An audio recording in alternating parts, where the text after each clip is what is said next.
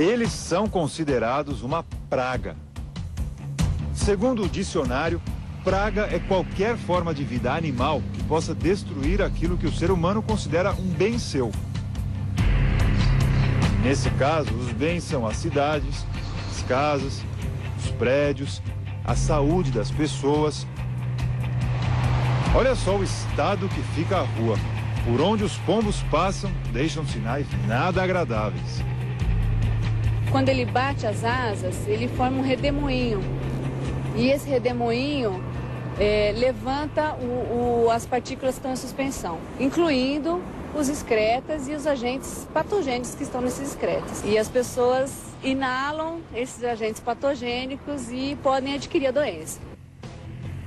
Até recentemente, 57 doenças eram catalogadas como transmitidas pelos pombos. Mas esse número aumentou depois de um estudo que a bióloga Mônica Ribeiro, da Faculdade de Saúde Pública da USP, fez em praças, cemitérios e locais de armazenamento de frutas e verduras. Eu encontrei 13 micro-organismos inéditos, que até então não tinham sido descritos como liberados nos excretas dos pombos. Algumas doenças transmitidas pelos pombos são a histoplasmose, a salmonela e a criptococose. Vamos traduzir. A histoplasmose é uma doença relacionada ao sistema respiratório. Pode ser desde uma inflamação dos brônquios até uma pneumonia. Se não for tratada, pode levar à morte. A criptococose afeta o sistema nervoso, podendo causar um tipo de meningite. Já a salmonela é uma bactéria que causa problemas no sistema digestivo.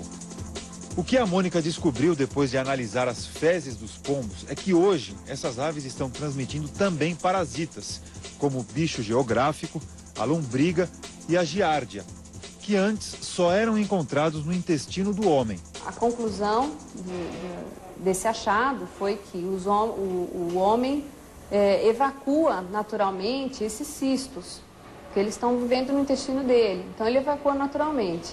E os pombos, de alguma maneira, entraram em contato com as fezes do homem. Ou através do saco de lixo, misturado com papel higiênico sujo com fezes, ou fralda, contaminados, né?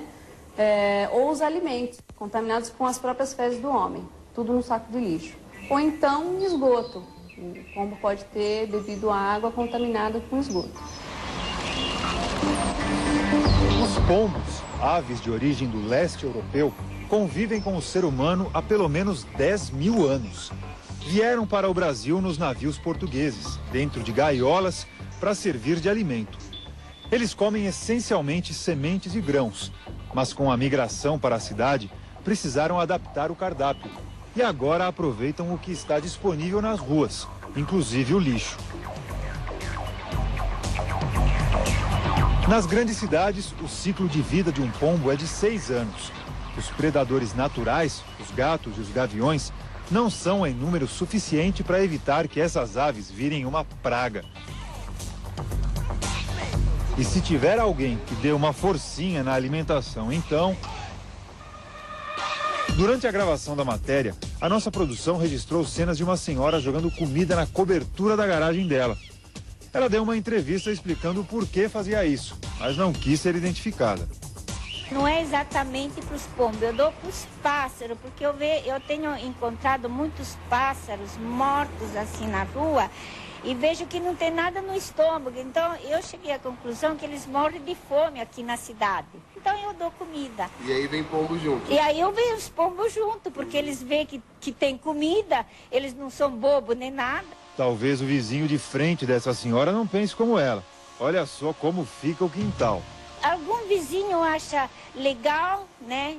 Me cumprimento porque eu dou comida e outros acham ruim, né? Então os que acham ruim, azar deles. É por causa de comportamentos assim que esse prédio na zona sul de São Paulo está infestado por pombos. Aqui do lado tem um senhor que tem uma eletrônica que ele colocava potinho com comida, né? E a área aqui está abandonada também, né? Então, geralmente ajuda, né? A vir mais para do condomínio, né? O abandono ao que o zelador se refere é esse edifício logo ao lado, inabitado há anos, onde mora uma comunidade de pombos. É um ninho de pombas, porque durante o tempo de chuva a gente pode ver as pombas lá dentro, muitas lá dentro das salas vazias. Para quem convive com eles, o símbolo da paz passa a ser o símbolo de outra coisa.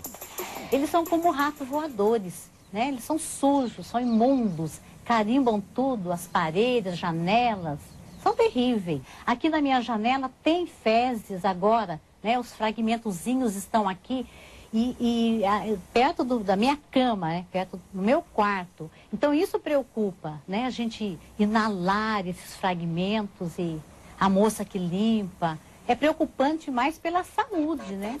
Teria que limpar todos os dias, mas é possível, né? Que é muito importante fazer a higiene constantemente e sempre com equipamentos de proteção individual adequados. São as máscaras de pó umedecidas, sempre no nariz, máscaras, luvas e óculos de proteção.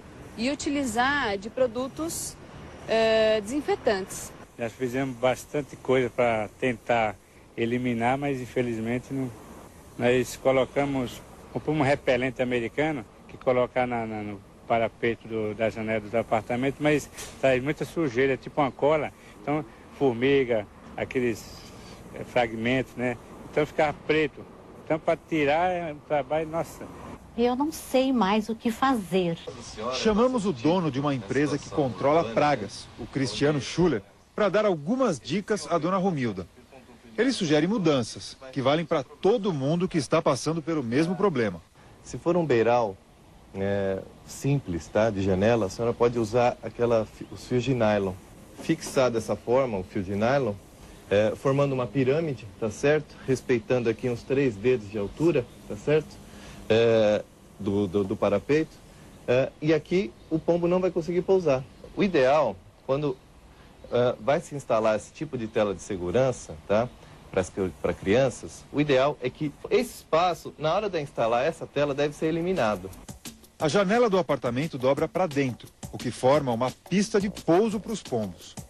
A senhora pode usar umas espículas, que a gente chama, ou agulhas de aço, enfim.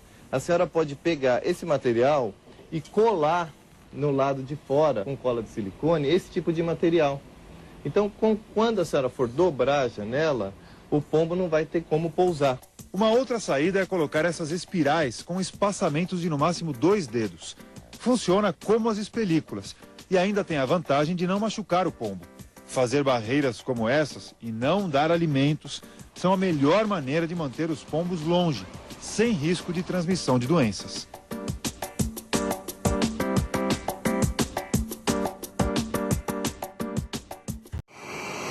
Após uma semana, nosso retorno aqui na Sabesp, e tem muitos indivíduos aqui, né? Muitos indivíduos mesmo, de verdade. É muito pombo e ainda tem muito pombo. Muito pombo no dispositivo, e nós estamos aqui para fazer o flagrante do controle populacional dos pombos. Agora nós iremos soltar essas aves para finalizar a conclusão da demonstração do cliente, ok?